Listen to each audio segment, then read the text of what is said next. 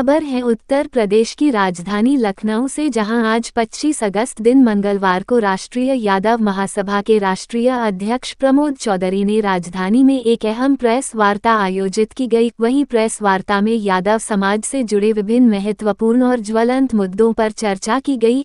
इस दौरान महासभा की स्थापना के उद्देश्यों और उसकी गतिविधियों की विस्तृत जानकारी दी गई, जबकि समाज की समस्याओं को प्रमुखता से उठाने और उनके समाधान के लिए निरंतर प्रयास करने का दावा किया गया। उन्होंने कहा कि समाज को एकजुट करने, नए सदस्यों को जोड़ने और साथ ही राष्ट्रीय स्तर पर संगठन के विस्तार की भावी रणनीति पर विचार किया गया। दरअसल वर्तमान राजनीतिक परिवेश में महासभा की भूमिका को महत्वपूर्ण बताते हुए समाज के हित में व्यापक कार्य करने का संकल्प लिया गया।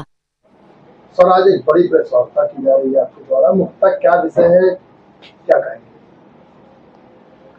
अब विषय तो आप इसके बारे में आपको जानकारी होगी कि कल राष्ट्रीय यादव महासभा की हमारी कोर ग्रुप की एक बैठक थी। उसमें इस सामाजिक संगठन को कैसे पूरे देश में इसका विस्तार करना है, इसी संबंध में आज की बैठक।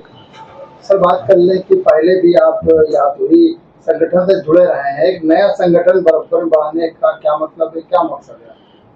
नहीं, राष्ट्रीय संगठन पहले से था और मैं भी उसी में था, और ये 1924 में इस संगठन का गठन हुआ था। लेकिन उसके बाद 90 के बाद इसका जो पंजीकरण होता नागपुर में था, वो पंजीकरण की पैरवी नहीं की गई और वो चलता रहा। फिर बाद में उसी संगठन को और लोगों ने क्लेम किया, अपना 2016 में रजिस्ट्रेशन करा के, फिर दूसरे लोगों ने 2019 में पंजीकरण कराया, तो उसको लेके विवाद हो गया आपस में। तो वो संगठन एक तरीके से, वो पुराना संगठन तो समाप्त हो गया, लेकिन है हम उसी संगठन जो 1924 में गठन हुआ था, उसी की हम भी इकाई हैं। सर, बात कर लें कि यादव की, तो ये जो अभी पिछले 10-14 सालों में क्या यादव आगे बढ़ा है कि पीछे गया है, उसको लेकर क्या कहेंगे? नहीं, कोई भी कम्युनिटी हो, विशेषकर यादव वर्ग ऐसा है कि उसमें अपना स्वाभिमान रहा है और संघर्ष करने की क्षमता है उनमें। विपरीत परिस्थितियों में भी अपने आप को संघर्ष के बल पे अपने उससे ये आगे बढ़ता रहा है। और कोई भी सरकारें आती हैं और जाती हैं, और उसका ये है, तो सामाजिक संगठन है, किसी की भी सरकार हो, हम अपने समाज को कैसे आगे बढ़ाएं, उसमें जो कृतियां हैं जन जागरण के लिए, शिक्षा कैसे गांव तक लोगों में पहुंचे, इसके कारण इस उद्देश्य के लिए संगठन बनते हैं। तो निरंतर हम लोग आगे बढ़ने का प्रयास करते हैं। बात कर लें कि 2027 का चुनाव आ रहा है, उससे पहले संगठन बनाने का मुख्य उद्देश्य कोई आपका? नहीं, राजनीतिक उद्देश्य तो हमारा नहीं है कोई, और ना कभी रहा है।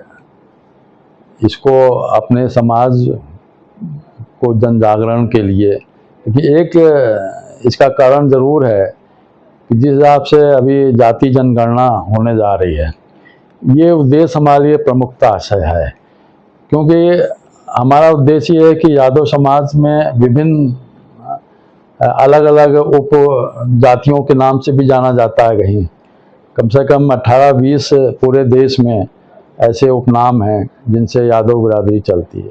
तो हमारा उद्देश्य इसमें यह है कि जन जागरण करने के लिए जो लोग जाति जनगणना में अपना एंट्री कराएंगे, लिखेंगे, तो उसमें यादव ही उसमें लिखें। उपनाम कुछ भी हो, उसमें एक कॉलम है कि आप उपनाम कुछ भी लिखते हो, जैसे मैं प्रमोद चौधरी लिखता हूँ, यादव नहीं लिखा, लेकिन जाति जनगणना में जो कॉलम है उसमें हमें यादव ही लिखना, ये हमारा उद्देश्य है, और इसको पूरे देश में हमें पहुँचाना है। उत्तर प्रदेश में मतलब काफी संख्या में यादव हैं। ग्रामीण क्षेत्रों के लिए किस तरह से आप लोगों को जोड़ेंगे, क्या सभाएं करेंगे, छोटी छोटी संस्था को लेकर किस तरह जोड़ेंगे ग्रामीण क्षेत्रों के जो यादव हैं? नहीं, हमारा ऑलरेडी हम लोग संगठन के माध्यम से जुड़े हुए हैं और पहले से इस पे काम कर रहे हैं। ग्रामीण स्तर पर विशेष तौर पर, क्योंकि यादव वर्ग ज़्यादातर ग्रामीण वर्ग इस क्षेत्र में रहता है, उसके लिए हम लोग जन जागरण करेंगे। लोगों को अपनी जो कार्यकारिणी बनेगी, जो प्रदेश की यूनिट बनेगी, फिर जिले की यूनिट बनेगी और फिर तहसील की बनेगी, फिर ब्लॉक की बनेगी, इस तरह हम सबको इस संगठन से जोड़ने का काम करेंगे। सब बात कर लें यादव का मुख्य जो कार्य था, जो पशुपालन का कार्य था, दूध का कार्य था, वो धीरे धीरे उत्तर प्रदेश में खत्म होता जा रहा है। लेकिन कुछ लोगों की जो समाज के हैं उसी से रोजी रोटी चल रही है, उसको खत्म किया जा रहा है। उसके लिए आपकी संस्था क्या करेगी? नहीं, निश्चित रूप से देखिए, कोई भी वर्ग हो, अगर उस हिसाब से तो सभी जातियों के काम अलग अलग निर्धारित थे। अगर पुराना आप लेके चलें, और सभी में बदलाव आ रहा है। आजकल की नई जनरेशन पढ़ रही है, लिख रही है अपने आप को, लेकिन ये हमारा जो पुश्तैनी पुराना उद्योग है जिससे पहचाना जाता है, भगवान कृष्ण के वंशज हैं हम लोग, गौ पालक के रूप में हमारा मुख्य उद्देश्य है। तो इसको भी बढ़ावा देने का सरकार से हमारी अपेक्षा है कि इसमें जो लोगों को डेयरी फार्म करने के लिए उनकी जगह निर्धारित करें, क्योंकि शहर का विस्तार हो रहा है जगह जगह। अभी आप लेटेस्ट अखबारों में भी चल रहा है, कई जगह से दूध व्यवसाय करने वालों को वहाँ से हटाया जा रहा है।